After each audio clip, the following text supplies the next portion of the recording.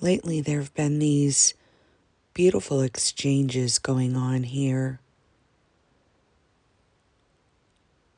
and very different than the downloads. They've been conversations, boundless conversations with unidentified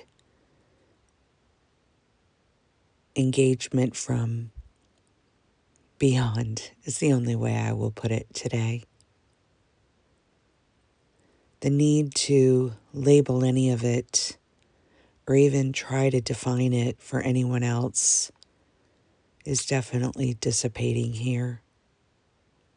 Hence why we started the playlist of the Daily Koan for these gaps where Kelly gets quiet and still, and maybe these vlogs aren't happening as regularly. The vlogs have only ever been for me.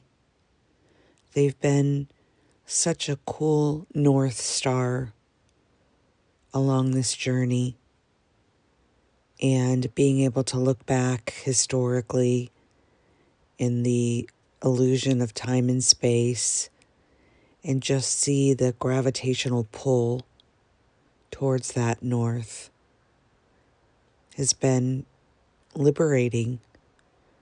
And especially when these moments arise where there's stories wanting to pop up about not noticing progress or things not happening quickly enough.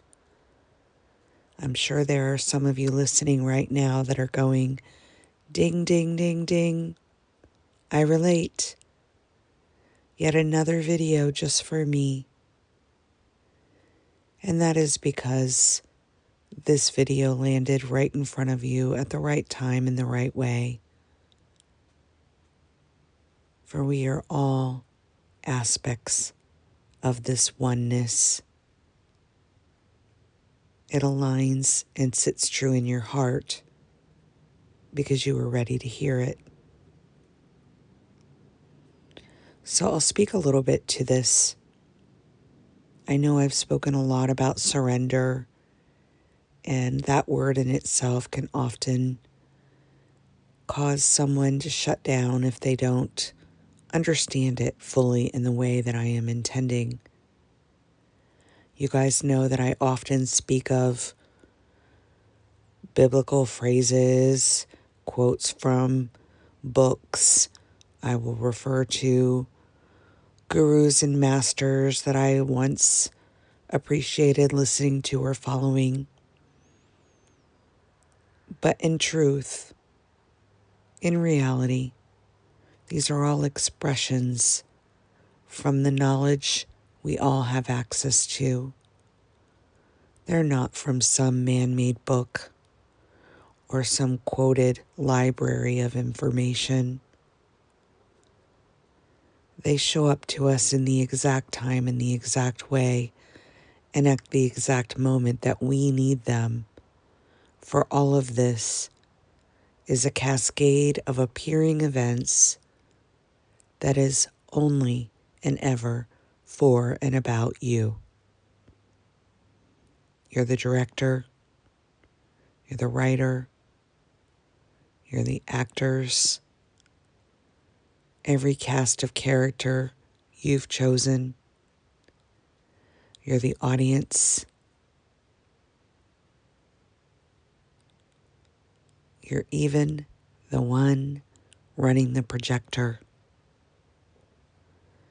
But what sits behind all of that is boundless awareness of all of it, is what you are in truth. And that is where Kelly has been spending more time, on that which cannot be named. Oh, we love our labels, we love our names. We call it stillness, the abyss, God, goddess, universe, love. Obviously, when we're in this seeming dreamscape, we have to use language to point to things, but none of those are true. They're always going to be separate from that which cannot be named. We do our best. I know we do our best. But Kelly was having a silly little conversation with this grand, expressionless thinging about just this. How we miss each other in this dreamscape because we're always using language. I'm talking to a friend about this beautiful flavor I experienced. And I'm using the words that I know how to use to depict the flavors. And out of this silly mouth, in jest, I said, it tasted like purple. It was the most beautiful purple taste. And my friend's eyes got wide like saucers and she started laughing because she knows me. She just gets me. She didn't ask what purple tasted like. She just laughed with me and joined me on that journey of recognizing that was my way of saying there are no words I can give to it other than to say it was divine. So with that being said, I thought that's what I would talk about today. Rather than using the word surrender, we've gotten really comfortable with the word acquiesce. And acquiesce is such a gorgeous word, for it simply just points to the fact that we may not know, but we're not resisting. We're just settling with the understanding that we may not know. Now, acquiesce is more than just a word. In fact, all the words are more than just words. They are so much more. They are, in fact, our wands. So Kelly is using them a lot more thoughtfully. And that makes me crack up to even use that word to point to the others. For we've said it here many times. Not one thought is true. Thusly, not one word is true. Thusly, not one expression spoken is true. So what is acquiesce pointing to? Well, resistance to anything is futile, and it creates the looping patterns. So becoming comfortable with knowing that even language will always have some resistance or attachment to it. As soon as it comes out of my mouth, it's being cleansed. It's being removed. It's being eradicated. It's being dissolved. It's done. It is dead. The one that thought it is dead. The one that delivered the message is dead. The purpose of the message is dead. And acquiesce says, poof, I don't understand it. I don't need to, but there's no resistance here. I acquiesce. It is an acquiesce. And there's a softness in that. So we were trying to find the word of that softness. And what we're noticing here is each word itself now holds a palpable vibration. For example, if I say the word apathy. Say it now in your inner mind, apathy. How does that feel inside of you? To be apathetic. Now let's put 2 words on either side of that to give it some contrast.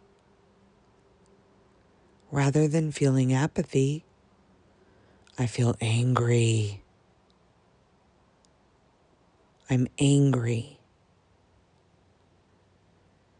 Where are you feeling that in your body? Now let's add another word on the other side of apathy. I feel joy. I am joyous right now.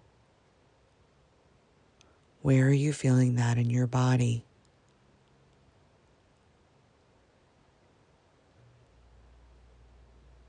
Not many people take the time to slow these words down and connect with them in this way. But oh my gosh, we should. We have no realization when we're just spewing words out without feeling them before offering them to another. I always love the quote, taste your words before you spit them out.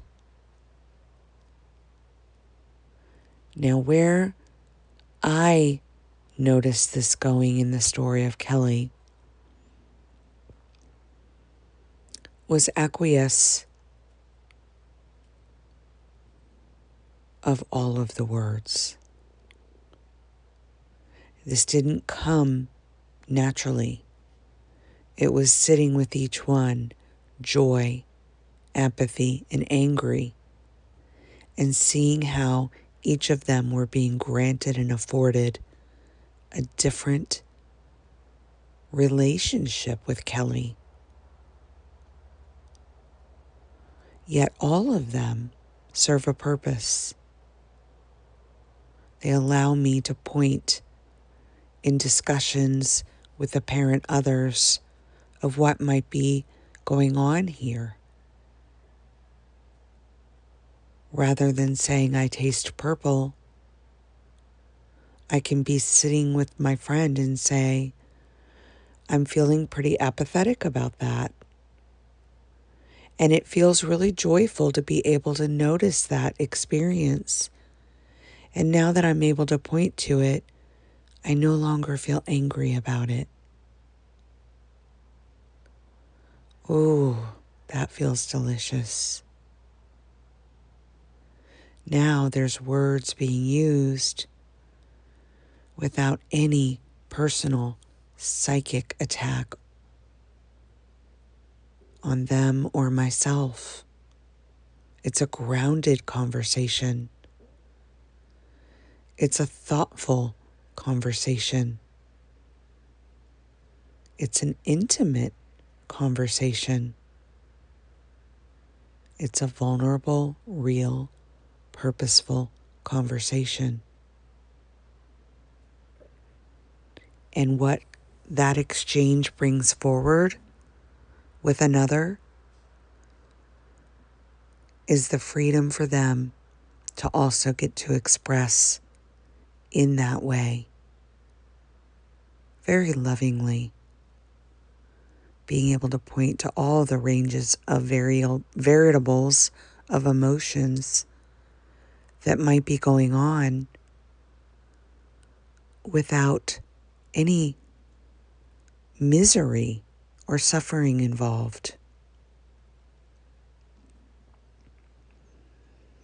We shared about this in a recent little short video that we did about feeling empathy for others going through tough times. And to be able to be with someone going through that and not attached to their emotions or feelings, but truly be present for them because you're not attached to those emotions or feelings is probably the most loving thing one can do. We think that we need to join them on their journey, to cry with them, to get angry with them, to feel their grief. But that's never been intended. Why would we need to step into another's experience to love them? Aren't they coming to us somewhat like a buoy, a soft place to be seen and heard?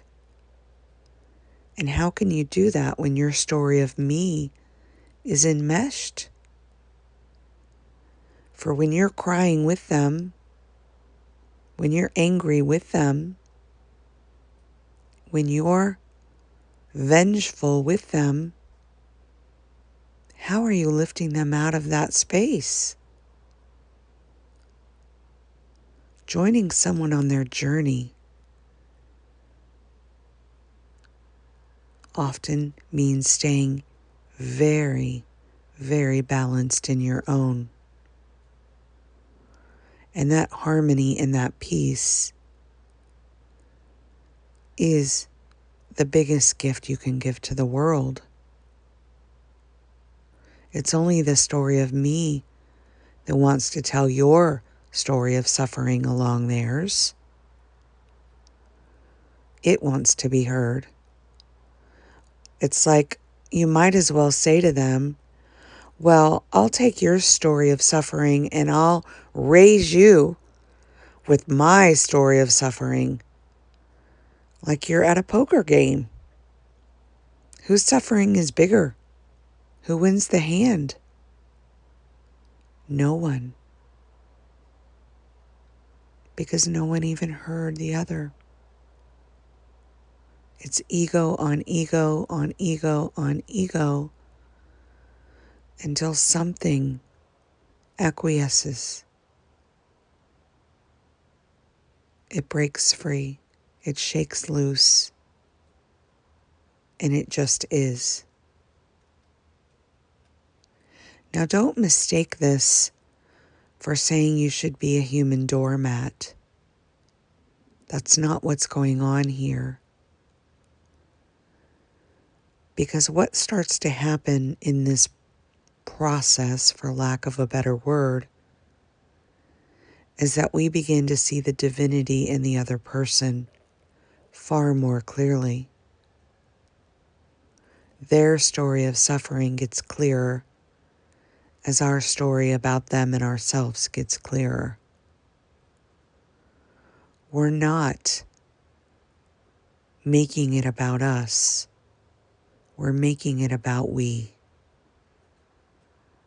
Something bigger, something grander that we can't understand. And the acquiesce says, I don't know. I can't know. And that's okay. Because you, the we, the this, that's grander than I can ever understand knows. And I know that I'm a part of that. So I bow to that fully. I acquiesce to this. I humbly welcome that harmony and balance. It's more meaningful to me now than being right or being heard or judging them or feeling included. It's everything. It's everything and more.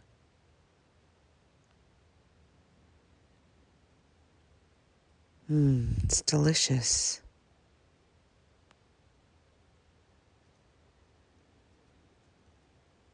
This is the balance, the harmony, the love that we truly are. Every word spoken started with a thought. That thought was ingested from somewhere. Until we start looking at that and really becoming so earnestly interested in what we're allowing this computer chip called a mind to believe we run amok, helter-skelter. But as soon as there's enough space, enough vacancy where we used to run amok for something new to settle in, until all of those quantum entanglements unravel, the shadows dance, the devils scream and cry, those lowly thoughts take over, and something we call me believes them. And I don't know about you, but I certainly am so much more interested in living life that isn't in a cage that I created for myself. We hope this helps. These little things that we share here. There's no teaching, no lesson, no teacher, no guru, no master. There's just these little voices in the stillness that are truer than anything I've read in a book, watched on a YouTube, or felt from a meme. So this gets more of my attention now than any of that. Why wouldn't it? It's only ever brought the truth forward to my heart. And that means more to me than any busyness out there in the 3D. We hope this finds you all well.